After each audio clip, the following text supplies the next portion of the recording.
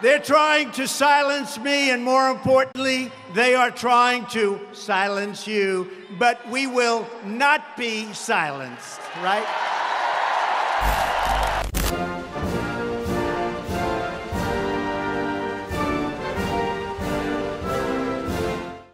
Réduire au silence Donald Trump. Voilà un objectif pour le moins ambitieux. Never, ever give up. Car Donald Trump a beau avoir été banni de Twitter, It's a shame.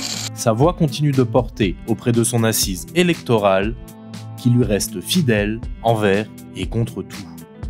We are never, ever going to let you down. Mais je crois qu'on peut dire qu'en surface, en apparence, le Parti républicain reste le parti de Donald Trump.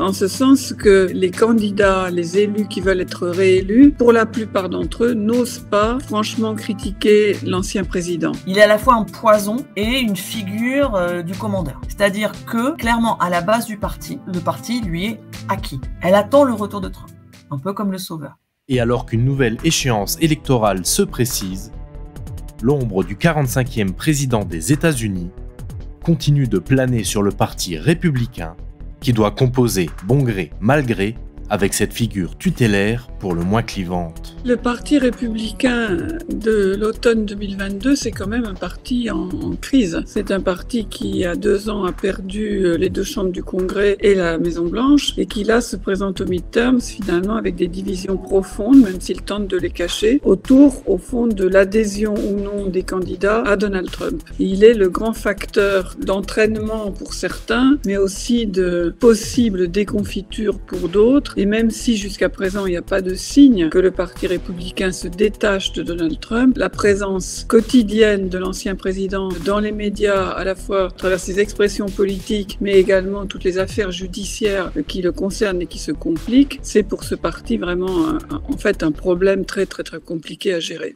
C'est donc dans une situation particulièrement inconfortable que le Parti républicain aborde ses midterms 2022.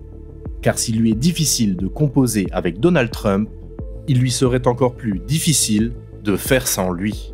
Parmi les dirigeants de ce parti, beaucoup ont conscience que c'est quand même, disons, un parrain, dans tous les sens du terme, une figure tutélaire extrêmement encombrante. Mais le facteur décisif, c'est que Donald Trump garde un socle électoral qui n'est pas majoritaire, mais qui est très soudé, et que les candidats républicains se disent qu'ils ne peuvent pas se payer le luxe de renoncer à cet électorat pro-Trump, parce qu'au fond, ils n'en ont pas beaucoup d'autres. Mais séduire l'électorat pro-Trump signifie aussi renoncer en partie au moins aux électeurs indépendants qui sont absolument nécessaires pour une victoire. Beaucoup de républicains pensent qu'on n'a pas besoin de stratégie de campagne parce que traditionnellement le président perd les midterms. La situation économique, en particulier l'inflation, est son talon d'Achille et c'est vraiment le message numéro 1 du parti. C'est vous voyez l'état économique du pays, vous voyez l'inflation, on peut pas faire confiance à Biden, donc votez pour nous. Et il n'y a plus que donc qu'à attendre que les choses se passent, que la tradition des midterms perdus par le parti au pouvoir, par les démocrates, se répète en 2022. Donc on attend de gagner.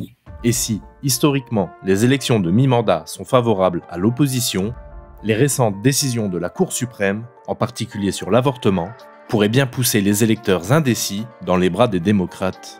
Non seulement les juges de la Cour suprême, dont 3 nommés par Donald Trump, ont adopté une position très très brutale sur cette question en abolissant la protection du droit à l'avortement sur le plan fédéral, mais derrière cela, vous avez des parlements locaux et des gouverneurs républicains qui ont adopté des législations extrêmement dures. Il y a une très grande confusion et il y a une grande inquiétude face à la brutalité des positions dans beaucoup d'États républicains, ce qui fait que oui, beaucoup de femmes se sont inscrites pour voter parmi des femmes qui étaient relativement indifférentes à la politique, et puis qu'on voit chez les électeurs démocrates sur ce sujet une mobilisation beaucoup plus forte qu'elle ne l'aurait été il y a un an. Par exemple. Tiraillé entre le souhait de sauvegarder son électorat pro-Trump et une volonté encore diffuse de se détacher de l'encombrant milliardaire, le Parti républicain n'aborde pas ces élections de mi-mandat sous les meilleurs auspices.